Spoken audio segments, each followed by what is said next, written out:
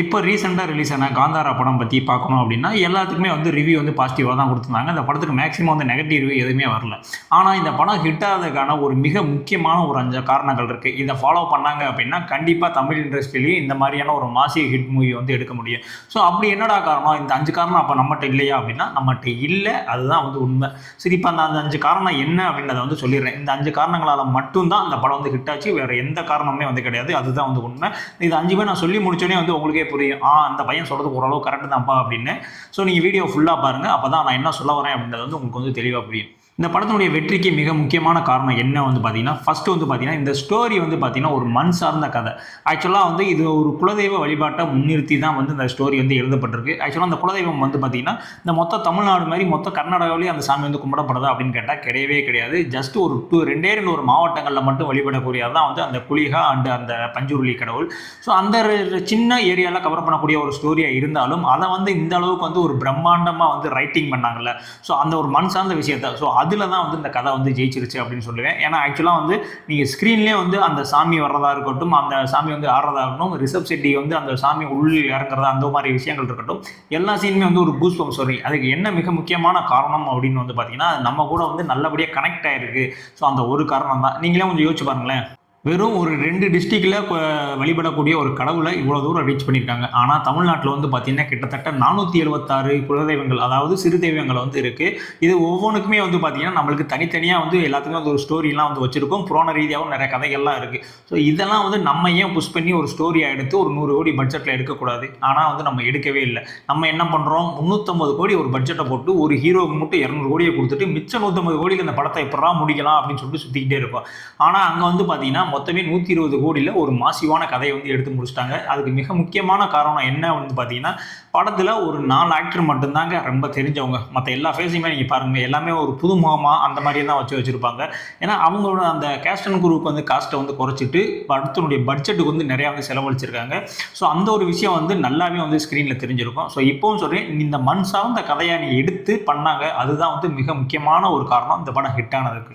ரெண்டாவது அந்த படம் ஹிட் ஆனதுக்கு மிக முக்கியமான காரணம் யார் அப்படின்னு வந்து பார்த்தீங்கன்னா ரிஷப் செட்டி. ஏன்னா ஒரு தனி மனுஷனாக ஒரு மனுஷன் வந்து ஒரு கதையை வந்து ரெடி பண்ணி அதுக்கு ஸ்க்ரீன் ப்ளே பண்ணி அதுக்கு வந்து டைரக்டும் பண்ணி அதில் வந்து நடிச்சிருக்காப்புல. இந்த 4 விஷயத்தையுமே ஒரே ஆள் தரமாக செய்யணும் அப்படின்னா கண்டிப்பாக எனக்கு தெரிஞ்சு கிட்டத்தட்ட பாக்யராஜுக்கு அப்புறம் வந்து ரிஷப் செட்டி அவர்களால் தான் முடியும் அப்படின்னு சொல்லுவேன். ஏன் அப்படி சொல்கிறேன் அப்படின்னு வந்து பார்த்தீங்கன்னா, நீங்கள் ஸ்க்ரீனில் போய் பார்த்தீங்க அப்படின்னா அவருடைய ஆக்டிங் ஒவ்வொன்றுமே வந்து பார்த்தீங்கன்னா ஒவ்வொரு சீனுமே, அந்த சாமி இறங்குற சீனாச்சும், அந்த போர் காட்சிகளாகட்டும், கிளைமேக்ஸ் காட்சியாகட்டும், எல்லாத்துலேயுமே வந்து பார்த்தீங்கன்னா ரிஷப் செட்டி தனியாக வந்து ஒரு முத்திரையை வந்து பதிச்சிருப்பாரு. ஸோ இவரை தவிர வேறு யாருமே பண்ண முடியாதுப்பா அப்படின்ற மாதிரியான ஒரு ஆக்டிங் வந்து கொடுத்துருப்பாரு.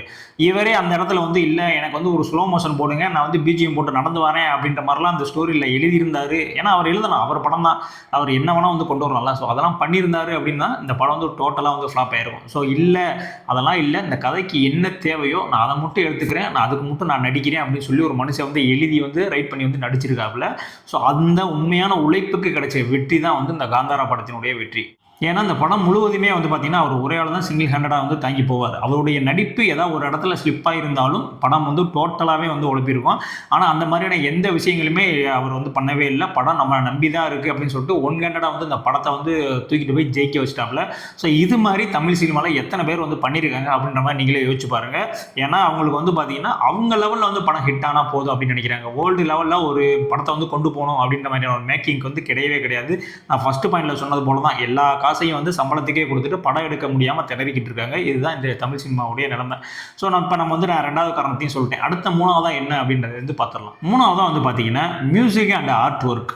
இப்போ நீங்கள் ரீசெண்டாக வந்த கங்குவா படமாகட்டும், நீங்கள் அந்த கூலி ஆகட்டும், நிறைய அந்த ஹிஸ்டாரிக்க படம் நம்ம நிறைய எடுத்துக்கிட்டோம் அப்படின்னா அவங்க செலவு பண்ணுற பைசா வந்து அதில் ஒர்த்தா இருக்கா அப்படின்ற மாதிரியான ஒரு விஷயம் இருக்குல்ல, அதில் இந்த படத்தில் வந்து ஜஸ்டிஃபை பண்ணியிருப்பாங்க. ஏன்னா ஒரு மனுஷன் வந்து 3 வருஷமாக வந்து உழைப்பை போட்டு இந்த அளவுக்கு வந்து ரெடி பண்ணியிருக்காங்க. கரெக்டாக ஒரு 6 பக்கத்தில் வந்து செட்டெல்லாம் போட்டு ஒரு 3 வருஷமாக வந்து உழைச்சி ஒரு காட்டுக்குள்ளே வந்து பார்த்தீங்கன்னா இப்படி ஒரு காந்தாரா தோட்டம் அப்படின்ற மாதிரியான ஒரு உருவத்தையே வந்து கிரியேட் பண்ணியிருக்க மாதிரியான உலகத்தை கிரியேட் பண்ணியிருக்க மாதிரியான ஒரு விஷயங்கள் வந்து பண்ணியிருக்காங்க. இது டோட்டலாக வந்து அந்த ஆர்ட் ஒர்க் ஊருக்கான அந்த டீமுக்கு தான்.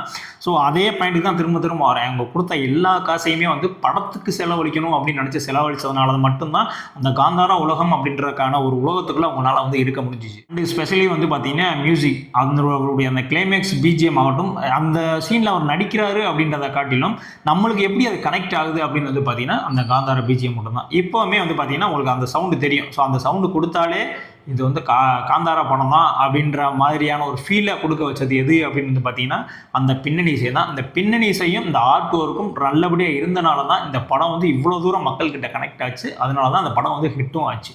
நாலாவதாக வந்து பார்த்தீங்கன்னா அன்வான்ட் சீன்ஸ். அதாவது இந்த படம் முழுக்க வந்து பார்த்தீங்கன்னா எந்த இடத்துலையுமே தேவையில்லாத சீன்ஸ் வந்து எங்கேயுமே இருக்கவே இருக்காது.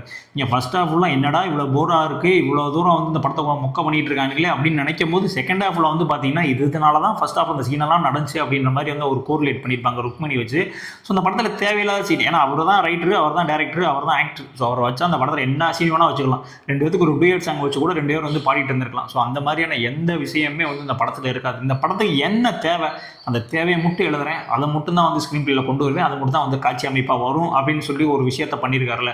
ஸோ அதனாலையும் தான் இந்த படம் வந்து ஜெயிச்சிச்சு. இது அன்வான்டாக அவரே வந்து நிறையா வந்து கூஸ்பம் சீன்ஸ்லாம் வந்து எழுதி பிஜிஎம்லாம் போட்டுக்கிட்டு ரொம்ப டூயட் பாடிக்கிட்டு ரொமான்டிக் பண்ணிக்கிட்டுலாம் அந்த மாதிரி எழுதியிருக்கலாம். பட் அந்த மாதிரிலாம் அவர் வந்து எழுதலை. அதுக்கு என்ன காரணம் அப்படின்னா நம்ம சொல்ல வந்த விஷயம் என்ன, அந்த கதைக்கு என்ன தேவை, நம்ம அதை மட்டும் சொல்லிட்டு போயிடுவோம் அப்படின்ற மாதிரியான ஒரு விஷயத்த பண்ணியிருக்காரு. ஸோ இதனால தான் காந்தாரா படம் வந்து இந்த அளவுக்கு வந்து கனெக்ட் ஆகி ஹிட் ஆகிறதுக்கான இன்னொரு காரணம். அடுத்து 5வது அந்த படம் ஹிட் ஆனதுக்கான மிக முக்கியமான காரணம் என்ன அப்படின்னு பார்த்தீங்கன்னா எண்டு கிரெடிட். அதாவது படம் வந்து எவ்வளவு தான் நீங்கள் வந்து ஸ்லோவாக போனாலும் மொக்கையாக போனாலும் கடைசி ஒரு 20 நிமிஷத்தில் உங்களை என்கேஜ் பண்ணி அனுப்பிச்சிருச்சு அப்படின்னா அந்த படம் வந்து ஒரு சூப்பர் டூப்பர் ஹிட் ஆயிரும். இந்த ஃபார்முலா வந்து மலையாள சினிமாவில் நிறையா ஃபாலோ பண்ணியிருக்காங்க.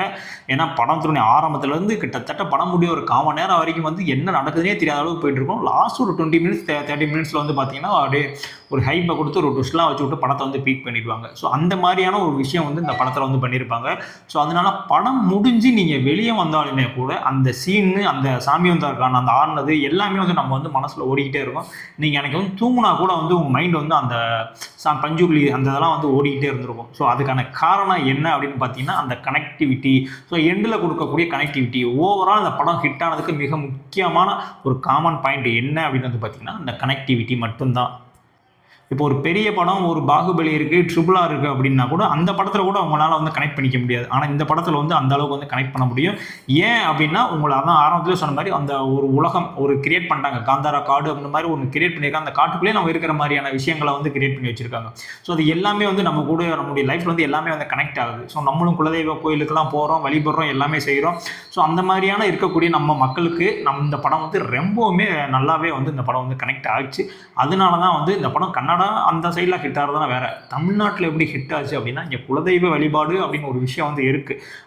அந்த நம்பிக்கை இருக்கிறனால மட்டும்தான் வந்து இந்த படம் வந்து இந்த அளவுக்கு வந்து ஹிட் அடிச்சிருக்கு.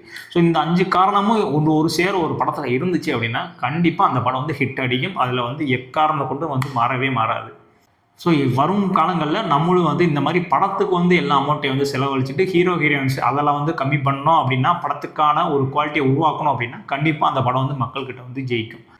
ஸோ இதே மாதிரியான அடுத்த ஒரு வீடியோவில் உங்களை வந்து நான் சந்திக்கிறேன். இது மாதிரி வேறு ஏதாவது ஒரு படத்தினுடைய வீடியோ வேணும், அதனுடைய டீட்டெயில்ஸ் வேணும் அப்படின்னா கண்டிப்பாக கமெண்ட்ஸில் சொல்லுங்கள். இல்லை உங்களுக்கு இந்த படத்தில் இதெல்லாம் எனக்கு கனெக்ட் ஆச்சு, இதெல்லாம் எனக்கு கனெக்ட் ஆகலை அப்படின்னுச்சுன்னா கண்டிப்பாக அந்த விஷயத்தை வந்து கமெண்ட்ஸில் வந்து சொல்லுங்கள். ஸோ இதே மாதிரியான அடுத்த ஒரு வீடியோ வந்து சந்திக்கிறேன். பாய்.